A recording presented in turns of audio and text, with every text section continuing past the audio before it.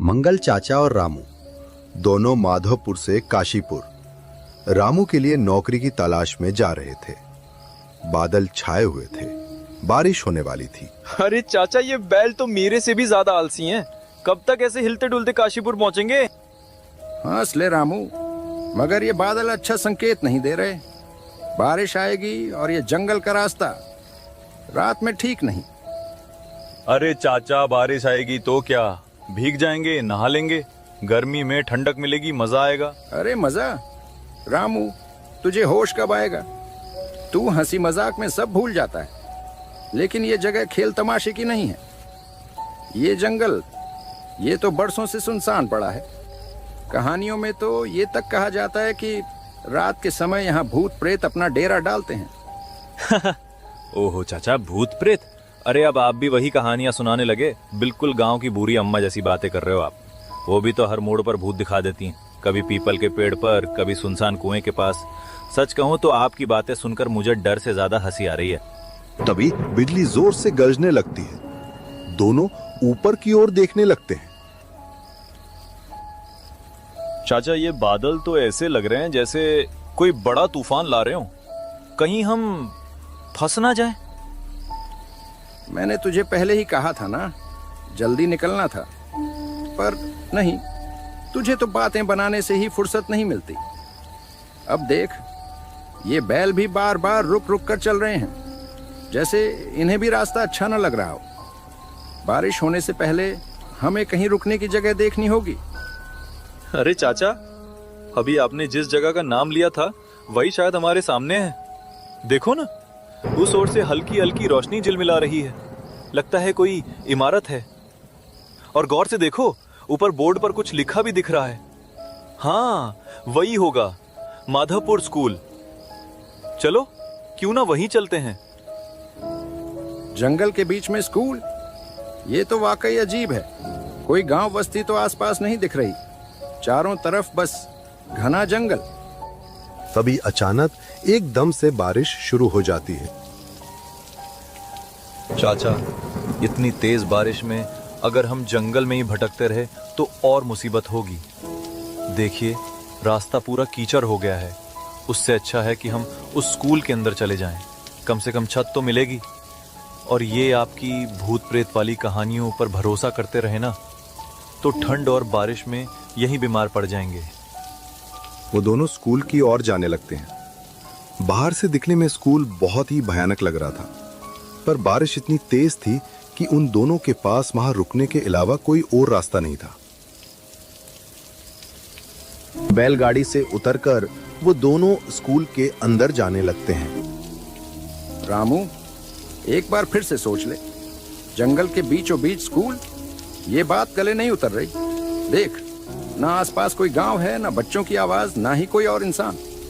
बस अंधेरा, पेड़ों की सरसराहट और ये अचानक बरसात। मुझे तो बहुत अजीब लग रहा है। चाचा, आप तो हर वक्त बस शंका ही करते रहते हो। कभी कहते हो जंगल ठीक नहीं, कभी कहते हो रास्ता मनहूस है।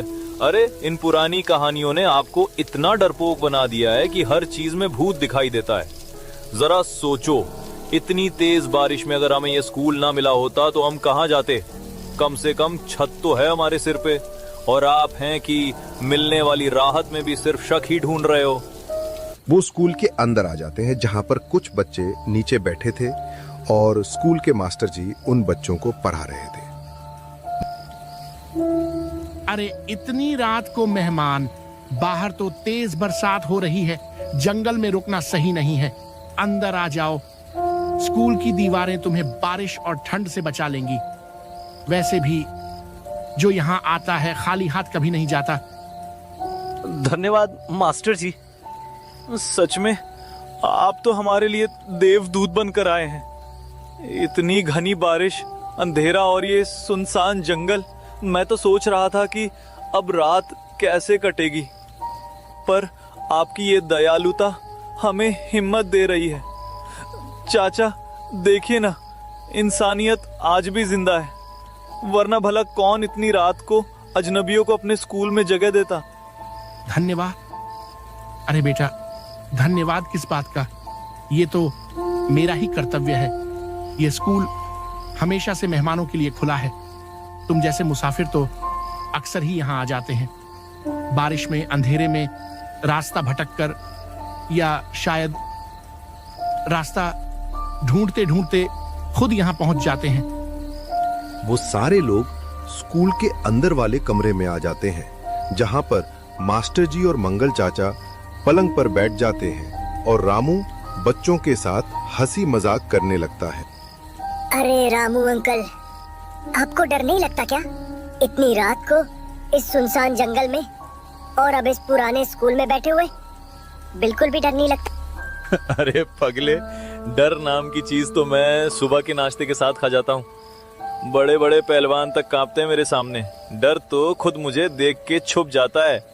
और तेरे रामू अंकल तो ऐसे हैं कि भूत भी सामने आ जाए तो पहले रामू से पूछेगा, भाई साहब यहाँ बैठने की जगह है क्या?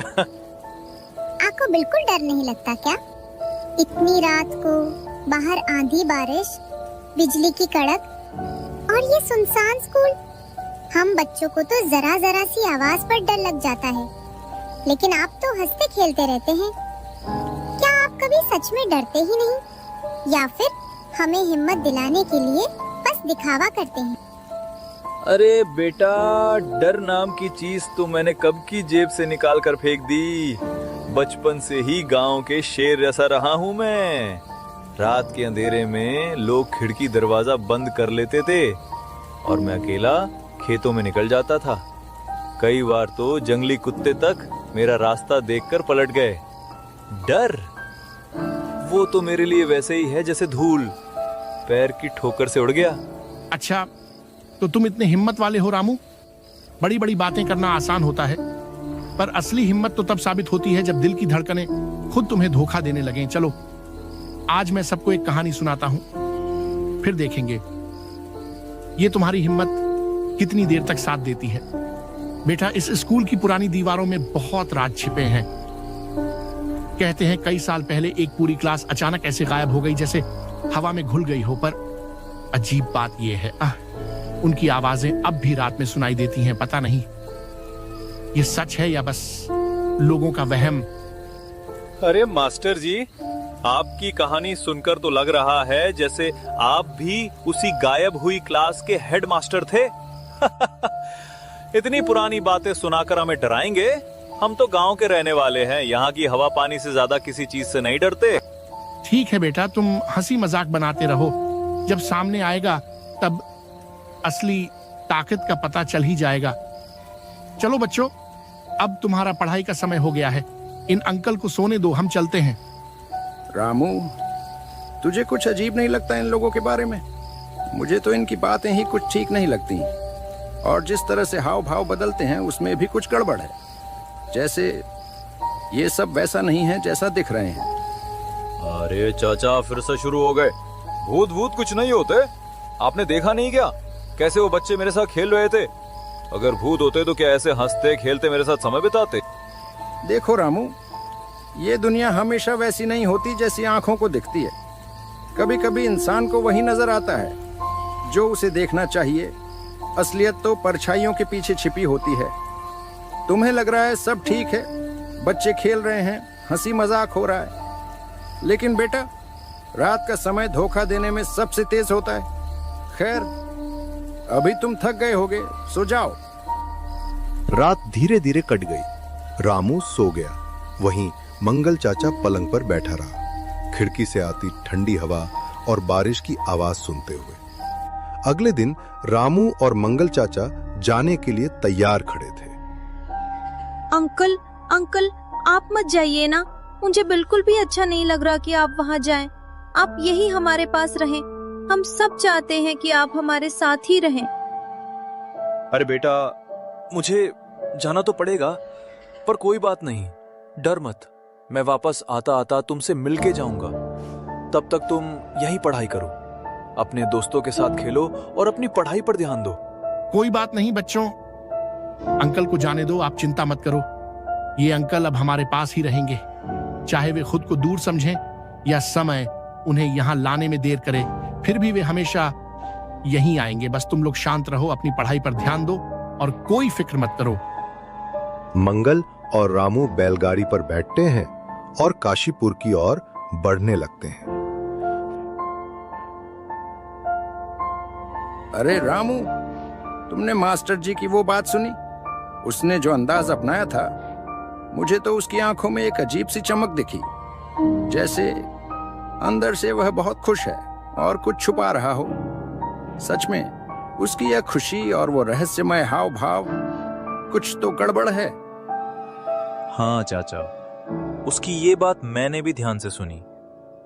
भला मैं उनके साथ क्यों रहूं? लगता था जैसे मानो मैं कोई काम करने नहीं आया, बल्कि स्कूल में फिर से दाखिला लेने आया हूं। सच में उसकी बातों और हाव भाव में कुछ अजीब मजाक था, जो सुनकर हंसी भी आती है और हल्का डर भी महसूस होता है। मैं भी तो कब से तुम्हें यही समझाने की कोशिश कर रहा था रामू, पर तुम हो कि मेरी बात सुनने को तैयार ही नहीं थे। बार बार मुझे ये सब कहना पड़ा और तुम फिर भी अपनी समझ पर टिके रहे। खैर, शुक्र है भगवान का कि अब हम आखिरकार काशीपुर पहुंचने वाले हैं। देखो, अब जो भी होगा हम दोनों साथ हैं और सब ठीक रहेगा। दोनों काशीपुर चाय की टपरी पर रुकते हैं। कल रात से ही हम ठंड और बारिश में फंसे रहे और न हमें थोड़ी गर्म चाय मिली, न कुछ खाने को। और वह मास्टर जी, क्या कहूं, ऐसा मास्टर पहले कभी देखा ही नहीं। उसने न हमसे चाय के लिए पूछा, न खाने के लिए कोई बात की। ऐसा लग रहा था जैसे हम यहाँ बस वक्त काटने के लिए ही बैठे हों। ये बातें, ये हंसी मजाक, आप सच में नहीं जानते कि वहाँ क्या सच है। आपको असली सच का कोई अंदाजा तक नहीं है। वो मास्टर, वो स्कूल, वहाँ जो हुआ, उसकी हकीकत आपके समझ से बाहर है। सच कहूँ तो वहाँ की हवा और खामोशी भी सिर्फ दिखावा नहीं है। हर चीज में कुछ तो गहरा और डरावना है। डरावना, वो तो मुझे भी थोड़ा सा लगा, पर सच कहूं तो उन बच्चों से मिलकर अच्छा ही लगा। जो डर हमें लग रहा था वो तो कहीं गायब ही हो गया। बिल्कुल भी डरावने नहीं थे, हंसी मजाक कर रहे थे और साथ ही पढ़ाई भी कर रहे थे। सच में उनकी मासूमियत और जोश ने सब डर हल्का कर दिया। अरे भाई, ये तुम क्या कह रहे हो? वो स्कूल इतने सालों से बंद है। वहां के बच्चे और मास्टर जी ये तो कब के मर चुके हैं। सच में उस स्कूल में एक हादसा हुआ था और वही हादसा उनकी मौत का कारण बना। तुम्हें लगता है कि वहां कोई अब जी रहा है? नहीं, सब खत्म हो चुका है। जो तुम्हें हंसते खेलते और पढ़ाई करते हुए दिखाई दे रहा था, वो सब अब बस यादों और परछाइयों का खेल है। ये तुम क्या कह रहे हो भाई? हम तो पूरी रात वहीं थे, उन बच्चों के साथ खेले, बातें की, हंसी मजाक किया। मास्टर जी से भी मुलाकात हुई, उन्होंने तो हमें बड़े अपनापन से समझाया था। और अब तुम कह रहे हो कि वो सब तो बरसों पहले मर चुके हैं। ये कैसे मुमकिन है? हमारी आंखों ने जो देखा, हमारे कानों ने जो सुना, क्या वो सब झूठ था? अगर आप लोगों को मेरी बात पर यकीन नहीं है तो एक काम कीजिए, आप सरपंच जी से जाकर पूछ लीजिए। उन्हें सब सच पता है।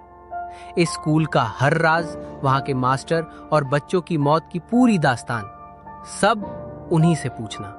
गांव में और कोई इतना सच नहीं बताएगा। वो दोनों सरपंच जी के पास जाते हैं। सरपंच जी, हमें आपकी मदद चाहिए। हम कल रात उस पुराने स्कूल में थे, वही जो गांव के बाहर खंडहर सा खड़ा है। हमने वहां बच्चों के साथ खेला, मास्टर जी से बातें की, सब कुछ बिल्कुल सच लगा। मगर आज सुबह चाय वाले भाई ने हमें बताया कि वो स्कूल तो बरसों से वीरान पड़ा है और मास्टर जी और बच्चे तो सालों पहले इस दुनिया को छोड़ चुके हैं। हमें सच सच बताइए सरपंच जी, आखिरकार सच्चाई क्या है? क्या तुम लोग सच में रात उस स्कूल में रुके थे? हे भगवान, तुमने बहुत बड़ी गलती कर दी। वो जगह तो बरसों से बंद है। वहाँ ना कोई मास्टर जी है, ना कोई बच्चे, सबकी आत्माएं हैं। अब जब तुम वहाँ रात गुजार चुके हो तो इसका मतलब है कि तुम उनकी नजरों में आ गए हो। अम्मा, कृपया हमें कोई रास्ता दिखाइए। अब क्या हो सकता है? हम तो अनजाने में ही वहां ठहर गए थे। वो हादसा क्या था, हमें पूरा सच जानना है, ताकि हम समझ पाएं कि अब हमें किस मुसीबत का सामना करना पड़ेगा। बेटा, सालों पहले उस मास्टर ने बच्चों को स्कूल में कैद कर लिया था। गांव वाले उन्हें बचा न सके, गुस्से में स्कूल जला दिया। मास्टर और बच्चे सब उसी आग में खत्म हो गए। तब से उनकी रूहें वहीं भटक रही हैं, और जो भी वहां जाता है वो उनकी नजरों में आ जाता है। अब तुम दोनों को आज की रात निकालनी होगी। हाँ बेटा, अगर तुम ये एक रात बच गए तो फिर कोई तुम्हारा कुछ नहीं बिगाड़ पाएगा, लेकिन याद रखना ये रात आसान नहीं होगी। हर पल तुम्हारी हिम्मत की परीक्षा होगी। सरपंच जी, हमें आपकी मदद की जरूरत है। क्या आप हमें आज की रात कहीं रुकने के लिए जगह दे सकते हैं? हम बहुत थक चुके हैं और अब तो डर भी और गहरा गया है। बस इतनी गुजारिश है कि कहीं ऐसा ठिकाना बता दीजिए जहां हम चैन से रात काट सकें। सरपंच उन दोनों को अपने साथ आपके पुराने घर में ले आता है। रात भी हो गई थी, अब बस एक रात की बात थी सब ठीक होने के लिए।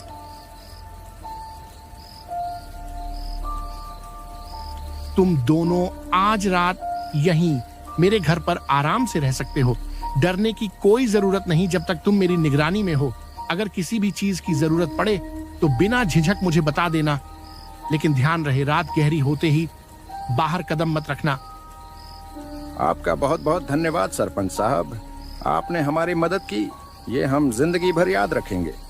अगर आप न होते तो शायद हम समझ ही नहीं पाते कि हमारे साथ क्या हो रहा है। वो दोनों अंदर बैठे थे। रात और ज्यादा गहरी हो गई थी। तभी कमरे में एक आवाज गूंजती है।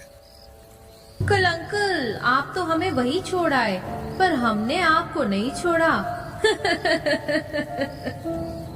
कौन है? कौन बोल रहा है? सामने तो कोई दिख नहीं रहा। यह आवाज कहां से आ रही है? क्या बात है रामू, इतनी जल्दी भूल गया हमें। कोई बात नहीं, जल्दी याद आ जाएगा। अब तुम दोनों भी हमारे साथ स्कूल चलोगे। कक्षा तुम्हारा इंतजार कर रही है। तभी वो लोग अचानक सामने आ जाते हैं। उनकी आंखें लाल थी, जैसे वो किसी को अपना हिस्सा बनाना चाहती हो। देखो देखो, हमें जाने दो। हमने तुम्हारा क्या बिगाड़ा है? हम तो बस अनजाने में यहाँ रुक गए थे। हमें कोई दुश्मनी नहीं है तुमसे। क्यों हमारे पीछे पड़े हो? हमें छोड़ दो, हमें माफ कर दो। हम कसम खाते हैं दोबारा इस जगह का नाम तक नहीं लेंगे। बस हमें शांति से जाने दो। वो छलावे उनकी और बड़े और उन दोनों को भी अपने आप में समा लिया। अगले दिन रामू और मंगल की खबर सारे गांव में फैल गई। चाय वाला और सरपंच दोनों आपस में बात कर रहे थे। बहुत बुरा हुआ उन बेचारों के साथ। मासूम थे वो, उनको क्या पता था कि जिस स्कूल में पढ़ने जा रहे हैं वही उनकी आखिरी मंजिल बन जाएगी। वो जगह अब शापित हो चुकी है। वहां हर कोना, हर दीवार उनकी चीखों की गवाही देता है। बेचारे तो ये भी नहीं जानते थे कि उनका अंत उसी अंधेरे में उनका इंतजार कर रहा है।